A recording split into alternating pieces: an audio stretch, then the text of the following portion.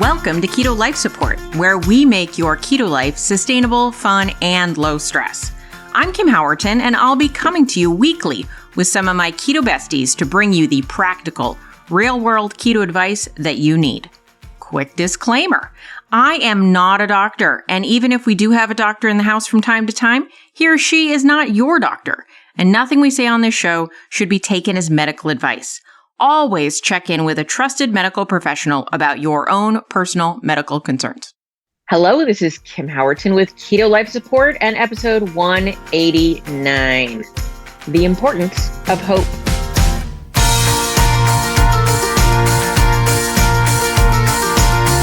You know, when you first start on a weight loss journey or a health change, often you seek out inspiration. Often these don't seem as popular anymore as they used to be, or maybe I'm just not in the same circles, so I don't see them as much, but before and after pictures, right? These before and after pictures. And when you're definitely a before, I remember feeling inspired by seeing, these pictures of after they've lost a ton of weight and they look so much better and whatever. And I would be like, okay, I see myself in that or think, well, if they could do it, maybe I could do it, right? Hope, this feeling that lifts you and makes things seem possible. Hope, in my mind, is the opposite of helplessness. And when we feel helpless, when we feel without help, without hope, things feel pointless, useless. And there can be a place where we get into on our journey, whatever our goal is, right? Whether that be weight loss, health gains, or some other goal. And our journey doesn't go exactly as planned or doesn't seem to be working out the way we thought it would, or we hit a snag. And we can often find ourselves falling into this hopeless feeling. And that is totally human and totally normal. On previous episodes, one of the things that I've talked about is that we, in a way, sort of become what we think, that there is this power of our mindset. And if we start to think we can't do it, then we will prove ourselves right. And so one of the things that I think is really important to touch back into is a feeling of hopefulness. And you might say, well, that's easy for you to say, I can't feel that way because I'm not seeing success. And so I think this is one of the places where if you can't find it in yourself, you find it outside yourself. That's the before and after picture, right?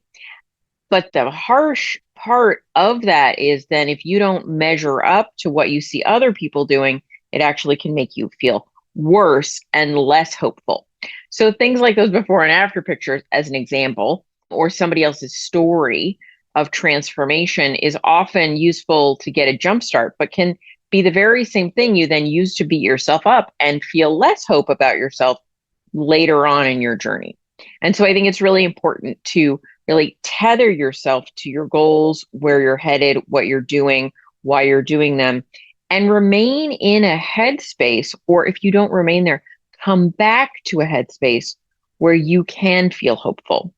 Now, one of the ways that I often look at doing this is if you're on your own journey and you hit a snag, stop just bashing your head against a wall and take an intentional break, right? Maybe you're on a weight loss journey, you're not seeing any weight loss. You get okay with what is. You say, okay, well, I'm not losing weight right now, so I'm just going to be okay with that and clear with that and change what my goal is right now and say, okay, my goal is now to maintain my weight, or my goal is to put my attention somewhere else for a little while. Take your eye off the thing that was making you feel hopelessness. Put your eye on something new to feel hopeful. What can I succeed at right now? And it will bring some new life to your hope muscle, right? Your ability to feel hopeful. And so then you can rejoin the fight looking for what you're looking to improve in the future. But one of the things I gotta say is if you are truly feeling hopeless, you're truly feeling not like I got this, or I sort of got it, right? You're more like, I don't got this. Just stop beating yourself up. Notice the things you're doing, the negative self-talk, the places you're getting into your learned helplessness, those places where you're talking down to yourself. Get right with what is. Okay, what am I actually experiencing? What am I seeing? What can I win at right now? I'm going to hang out here in this place where I'm winning again, maybe with a different goal, but I'm winning at maintaining, or, I'm winning at 10,000 steps a day, or what are you winning at? Focus on that for a little while. And then revisit if you want to go back to some of your original goals or a new goal.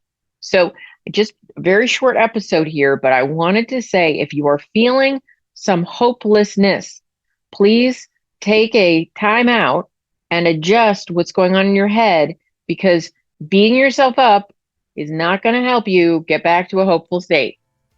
All right, guys, I'll talk to you next week. Real quickie this week, but enjoying the between the holidays right now for many of us, and I want you to stay tethered to belief in yourself. Thank you so much for joining us for this episode of Keto Life Support. Want more information? Want show notes? Want to suggest a topic? Just head over to ketolifesupport.com. That's where all that kind of thing can go on. By the way, I have a request. If you could go to your podcast host and hit subscribe, we would really, really appreciate it. And what would be even more awesome is if you could write a review. And what would be even more awesome than that is if you could write like a really flattering review. Just asking, you do you. All right. So thanks so much for joining us. I'm thrilled that you're part of the Keto fam. Talk to you soon. Bye-bye.